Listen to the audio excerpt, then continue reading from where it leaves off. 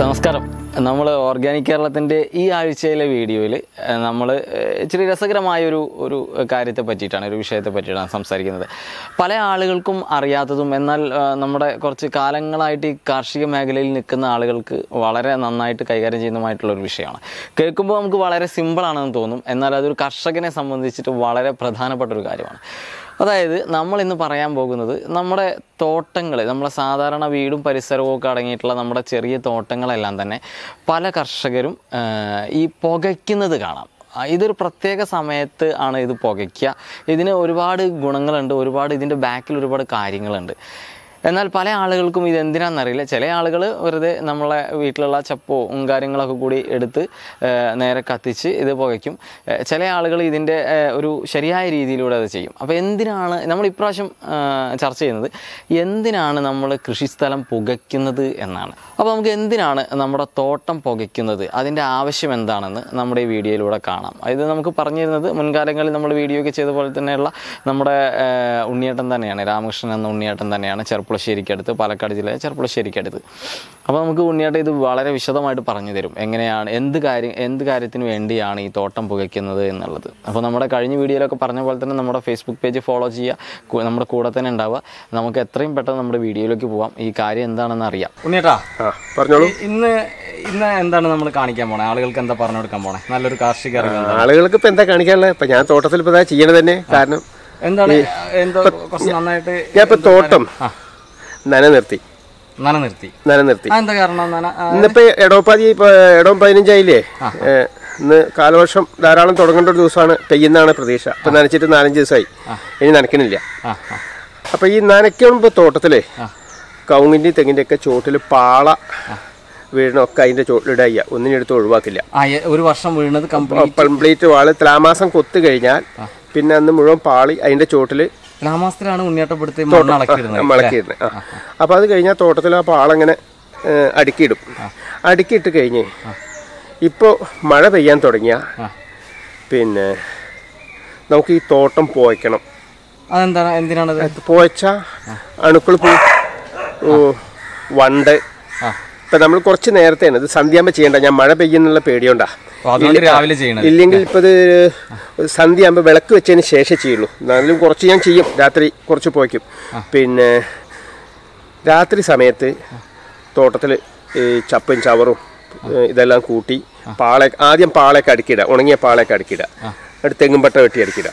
അതിൻ്റെ മുകളിൽ നനഞ്ഞ വൈക്കോല് കൊണ്ടുപോട്ടെ. ഇപ്പോൾ നമുക്ക് വൈക്കോലുണ്ട്, തൊഴുത്തുനിന്ന് ഒഴിവാക്കുന്ന വൈക്കോല് തോട്ടത്തിലുണ്ടല്ലോ, അത് കൊണ്ടുപോയിട്ട് മുകളിൽ നല്ല നനഞ്ഞ വൈക്കോല് കൊടഞ്ഞിടുക.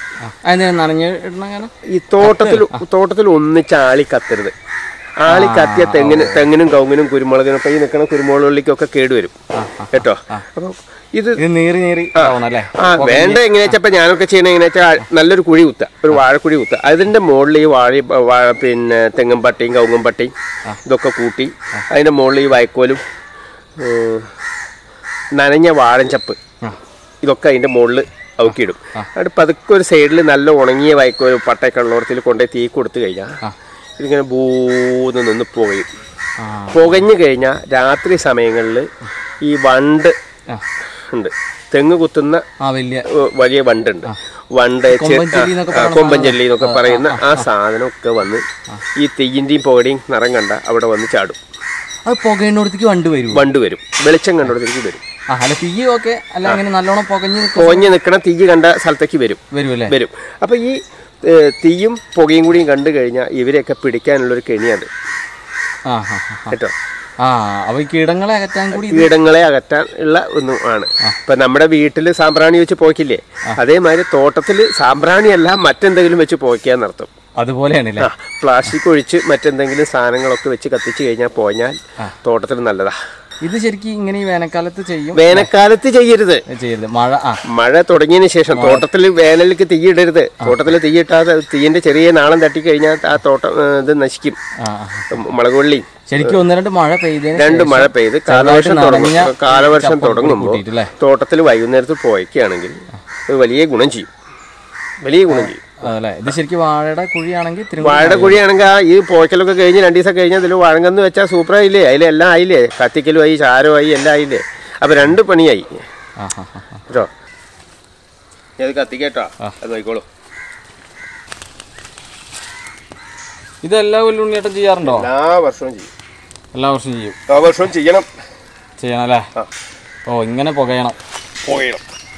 ഇത് കുറെ തോട്ടത്തിന്റെ പല സ്ഥലത്തും ഒന്നിച്ച തീ കൊടുത്തു കഴിഞ്ഞാൽ നല്ല പുകയായിരിക്കും. ഇങ്ങനെ പുകച്ച കഴിഞ്ഞാൽ ഇവിടെ നമ്മുടെ വീട്ടിലേക്ക് മാത്രമല്ല, ഈ അടുത്തുള്ള പ്രാണികളൊക്കെയും ഇവിടെ വരും.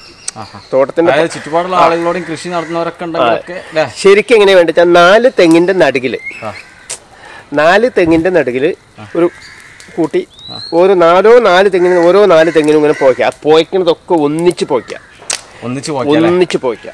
ഈ പുക ഒന്നിച്ചായി കഴിഞ്ഞാൽ തോട്ടം ഒന്നിച്ച് ഇങ്ങോട്ട് പുകയായി കഴിഞ്ഞാൽ നല്ല സുഖം. ഞാൻ മറ്റേതിനും കൂടി തീ കൊടുക്കട്ടെ.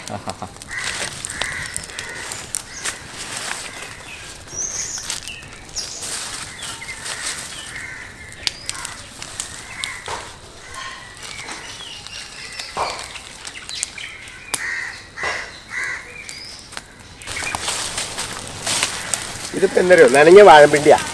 നനഞ്ഞ വാഴപ്പിണ്ടി ഇതിന്റെ മുകളിലിട്ടാ തീ ഒന്നിച്ചാളില്ല. ആളി കത്തില്ല. ഇതൊക്കെ കത്തിപ്പോവും. ഇതൊക്കെ നിന്ന് പോഞ്ഞ് ഒരു 2-3 മണിക്കൂർ നേരം ഈ പുക. ഇത് മാത്രല്ല രതീഷ്, ഇപ്പൊ കണ്ടോ ഈ വാഴപ്പിണ്ടിയൊക്കെ പിണ്ടിപ്പുഴുള്ള പിണ്ടിപ്പുഴാണ്. ഇതൊക്കെ പിണ്ടിപ്പുഴ കണ്ടോ. ഈ സാധനം കാണുന്നൊക്കെ പിണ്ടിപ്പുഴ. പിന്നെ ഈ പിണ്ടിപ്പുഴുള്ള വാഴകളും അതിന്റെ പട്ടകളൊക്കെ മുറിച്ചിപ്പോൾ ഒഴിവാക്കണം. ഒഴിവാക്കുമ്പോ പാകുണ്ടെങ്കിൽ ഇങ്ങനെ ചുട്ട് കളയാം. ശരിയാണ്. ഈ പിണ്ടിപ്പുഴു അല്ലെങ്കിൽ വീണ്ടും അവിടെ മണ്ണിൽ നിലനിൽക്കും. ഇതിന് പാകുണ്ടെങ്കിൽ ഇതൊക്കെ പാടെ ഒന്നിച്ച് കൂട്ടി തോട്ടം പോയ്ക്കുമ്പോൾ എല്ലാ കാര്യമായി. ഒന്നാമത് തോട്ടം നമ്മുടെ വളപ്പ് വൃത്തിയായി. തോട്ടം പാളകളിൽ വെള്ളം നിന്ന അത് ഈ പനി വരുന്ന സമയത്ത് കൊതുകുണ്ടാവാൻ കൂടുതൽ എളുപ്പമായി. ഒരിക്കലും മഴ പെയ്യുമ്പോൾ പാള തോട്ടത്തിലിടരുത്. പാള തോട്ടത്തിൽ ചീഞ്ഞാലുള്ള പ്രശ്നമൊന്നും നമ്മളെ സംബന്ധിച്ചിടത്തോളം പ്രശ്നമല്ല. കൃഷിക്കാരന് എന്താ മണോ വാസനയൊന്നും ഇല്ലാന്ന്, അതൊന്നും പ്രശ്നമല്ല. അതല്ല പ്രശ്നം. കൊതുക് ആർക്കും പ്രശ്നമാണ്. അപ്പൊ കൊതുക് ഇതുണ്ടാവാൻ ചീഞ്ഞ സ്ഥലത്ത് കിടന്നു കഴിഞ്ഞാൽ തോട്ടം കാലവർഷം തുടങ്ങുമ്പോഴേക്ക് തോട്ടം വൃത്തിയാവണം. അതേ സമയത്ത് വേനൽക്കാലത്ത് തോട്ടത്തിൽ ചപ്പ് ചവറ് വേണം. എത്ര ചപ്പ് ചവറ് കിടക്കണോ അത്ര നല്ലതാ. എത്രത്തോളം കിടക്കുന്നു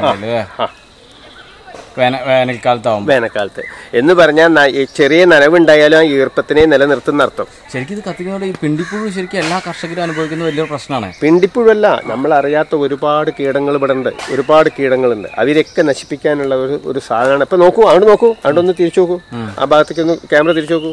ഒന്നിച്ച് നമ്മളെ വളപ്പും വീടും പരിസരമൊക്കെ കംപ്ലീറ്റ് പുകയിലാണ്. നമുക്കും അയൽവാസികൾക്കും ഒക്കെ ഗുണം ചെയ്യും, എല്ലാ ആളുകൾക്കും അല്ലേ.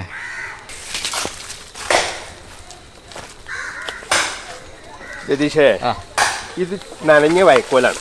തൊഴുത്തുനിന്ന് ഒഴിവാക്കണം. അതിന് വേണ്ടിയിട്ട് വൈക്കോൽ ഉണ്ടാക്കിയതല്ലോ. പുകയിൽ മാറിന്നോളൂ. ഈ നനഞ്ഞ വൈക്കോല് ഇതിന്റെ മുകളിൽ ഇട്ട് കൊടുക്കാം. അതിന്റെ ഉദ്ദേശം എന്താ അറിയോ? ഇത് നിക്കണത് വാഴേ, ഈ നിക്കണത് തോട്ടത്തിലെ ലാത്തിക്കൂവേ കേട്ടോ. ഒന്നും പറ്റരുത് കേട്ടോ. ഇതാ കുറച്ച് ബാക്കിലേക്ക് എന്നാ നോക്കോ. ഇതൊക്കെ കുരുമുളക് വള്ളിയാ. ഇതിന്നൊരു വള്ളി പോയ എന്റെ നെഞ്ഞത്ത് നെഞ്ഞു പൊട്ടും. അപ്പൊ ഒന്നും സംഭവിക്കാതിരിക്കണമെങ്കിൽ തോട്ടത്തിൽ പാളി കത്തരുത്.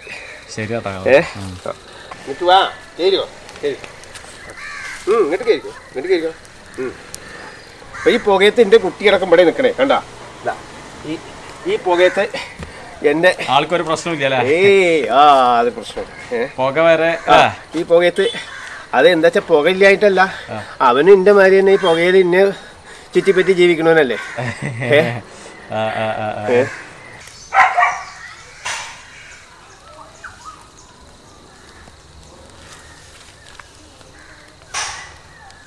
അപ്പോൾ നമ്മൾ കണ്ടു എന്തിനാണ് ഈ തോട്ടം പുകയ്ക്കുന്നത്, എന്താണ് അതിൻ്റെ ആവശ്യകത എന്നുള്ളത് നിങ്ങൾക്ക് മനസ്സിലായിട്ടുണ്ടാവും. കാരണം എന്താ വെച്ചാൽ ഒരു കർഷകനെ സംബന്ധിച്ച് വളരെ ശ്രദ്ധയോടുകൂടി കൈകാര്യം ചെയ്യേണ്ട ഒരു കാര്യമാണ് അതിൻ്റെ സമയം, അതിൻ്റെ ബാക്കി കാര്യങ്ങൾ, അത് ചെയ്യേണ്ട ആവശ്യകത, ഇതിനെല്ലാം പറ്റി തന്നെ നമ്മുടെ ഉണ്ണിയേട്ടൻ നമുക്ക് വിശദമായിട്ട് പറഞ്ഞു തന്നു. അപ്പോൾ എനിക്ക് തോന്നുന്നു ഇത് ഈ പുതുതലമുറയിലുള്ള കർഷകർക്ക് എല്ലാവർക്കും തന്നെ ഇത് വലിയൊരു മുതൽക്കൂട്ടായിരിക്കും. കാരണം പല ആളുകൾക്കും ഇതിനെ പറ്റിയിട്ടൊന്നും അറിയില്ല. ഇതൊക്കെ ആദ്യകാലം മുതലേ കർഷകർ ചെയ്തു വന്നിരുന്ന ഒരു സമ്പ്രദായമാണ് ശരിക്കും. അപ്പോൾ എന്തായാലും നമ്മളെ ഈ വീഡിയോയ്ക്ക് എല്ലാവിധ സപ്പോർട്ടും ഉണ്ടാവുക, ഇത് മാക്സിമം ആളുകളിലേക്ക് എത്തിക്കുക, ഇതുപോലുള്ള കാർഷിക അറിവുകൾ മറ്റുള്ളവരുമായിട്ട് പങ്കുവയ്ക്കുക എന്നുള്ളത് തന്നെയാണ് ഓർഗാനിക് കേരളത്തിൻ്റെ വലിയൊരു ലക്ഷ്യം. അത് എല്ലാ ആളുകളിലേക്കും എത്തുക. നിങ്ങളെപ്പോലെയുള്ള ആളുകളിലൂടെ തന്നെയാണ് ഇത് മറ്റൊരാളിലേക്ക് എത്തുന്നതും നമ്മുടെ ഓർഗാനിക് കേരളത്തിലൂടെ വരുന്ന കർഷകർക്ക് അത് വലിയൊരു മുതൽക്കൂട്ടായി മാറുന്നു. അപ്പോൾ എന്തായാലും തുടർന്നും നമ്മുടെ കൂടെ ഉണ്ടാവുക. നമ്മുടെ ഫേസ്ബുക്ക് പേജ് ലൈക്ക് ചെയ്യുക. ഇതുവരെ തന്ന എല്ലാ സപ്പോർട്ടും യൂട്യൂബിലായാലും ഫേസ്ബുക്കിലായാലും എവിടെയായാലും നമുക്ക് തന്നുകൊണ്ട് നമ്മുടെ കൂടെ തന്നെ ഉണ്ടാവുക. ഒട്ടും വൈകാതെ നമുക്ക് അടുത്തൊരു വീഡിയോയിലൂടെ വീണ്ടും കാണാം.